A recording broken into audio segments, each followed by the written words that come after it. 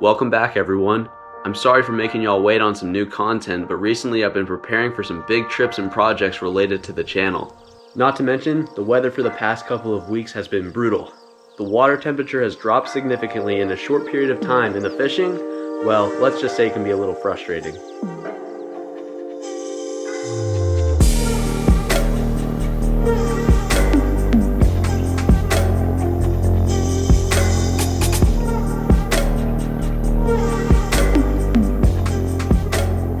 They're at like 10 o'clock from you. They're kind of deep now. Oh yeah. You gotta work it real slowly. And also they're kind of spooked because I didn't see them until they saw me. That's cool though. Oh no, they're moving right up here.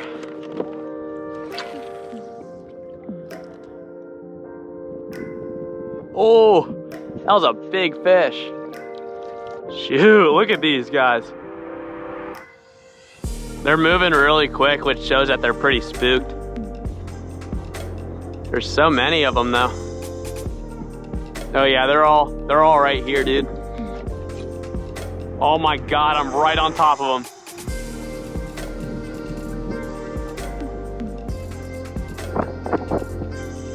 There we go. Oh, little guy.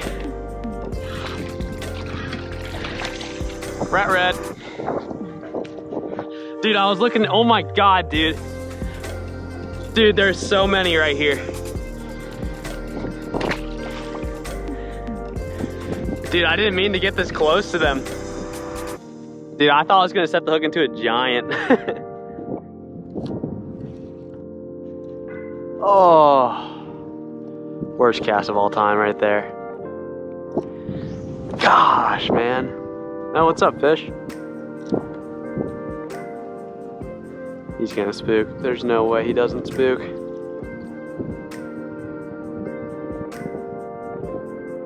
Golly.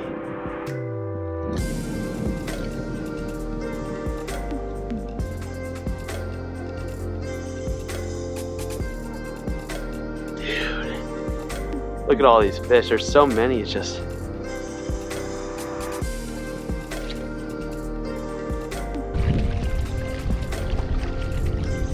Oh, here they are. Oh, they're everywhere. Spoiler alert, there's fish here. Nah, I just spooked about 250 million of them.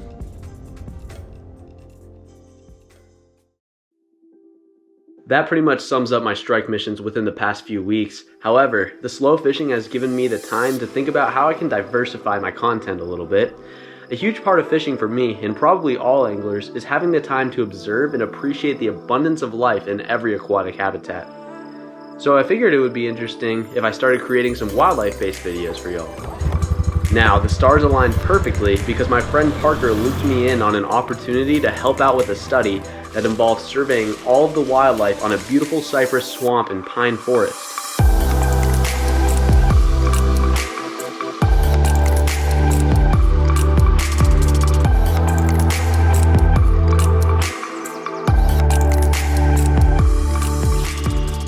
The owner of this property wants to figure out how many species of birds, reptiles, amphibians, and mammals reside on his land, so Parker and his grandfather, world-renowned herpetologist Dr. Whit Gibbons, are faced with the task to identify and record data for as many species as they can find.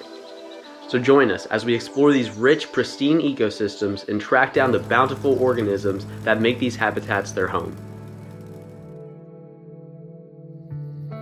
Trapping is one of the most effective methods for humanely capturing small fish, reptiles, and amphibians.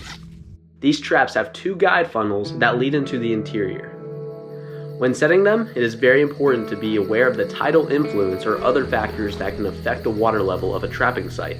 That way, you can ensure that about 1/3 of the trap is above the water so air-dependent specimens can breathe.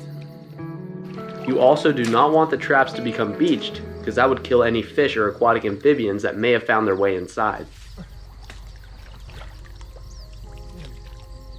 Still nothing? Oh, let me see him. He's actually pretty big. That's a pretty big one.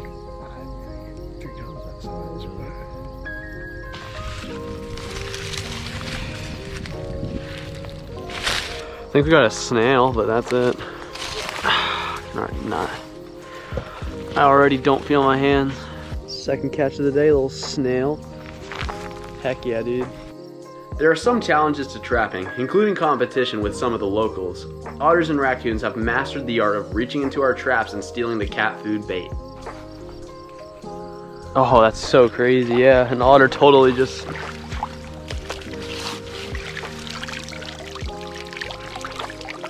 Make sure that, check the Okay, trap. there's a crawfish in here or something. Well, like, make sure like the traps aren't Ripped. like, I wonder if it was a raccoon that did it since they have the paws to easily grab stuff.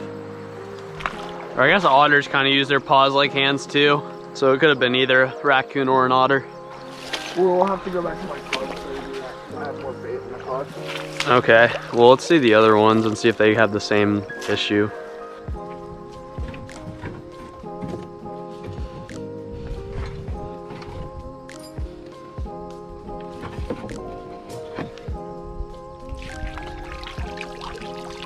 Just a mosquito fish.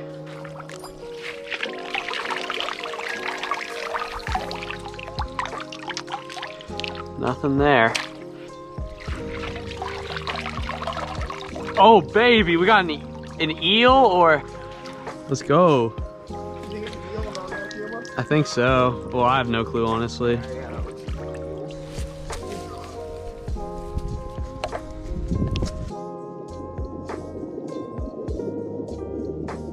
While checking a trap baited with cat food in a borrow pit, we found about 25 crawfish, along with this siren.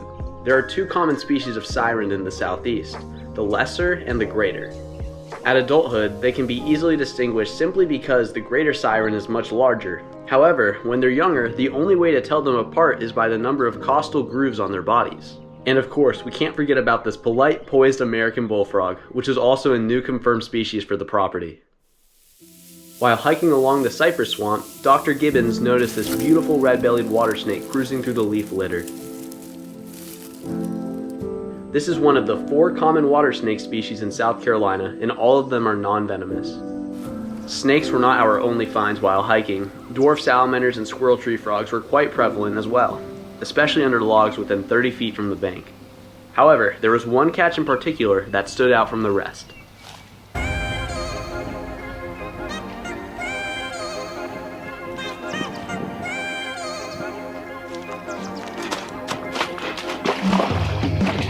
Got him. That is a humongous striped mud turtle. That is a rare turtle. That is a striped mud turtle. Striped mud turtle? Dude.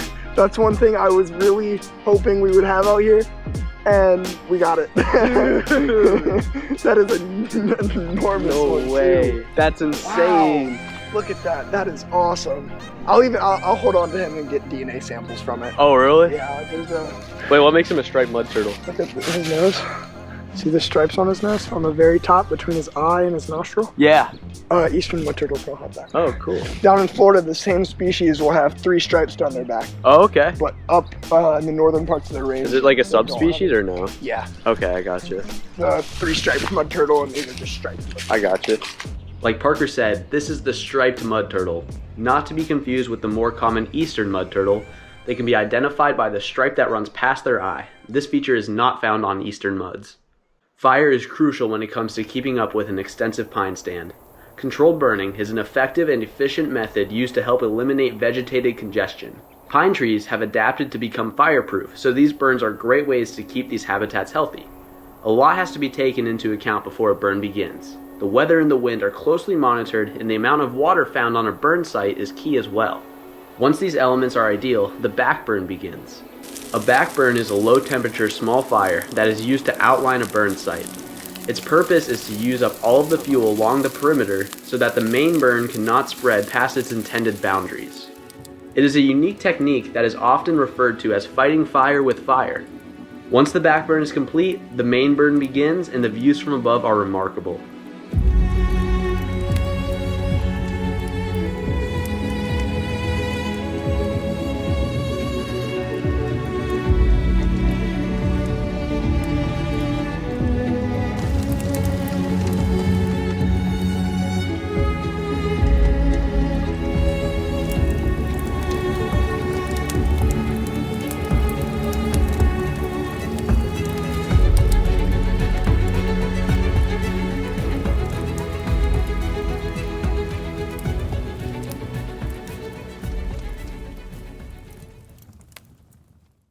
Filming this burn from the drone was a really fun experience, and I look forward to the many more cool finds throughout the year.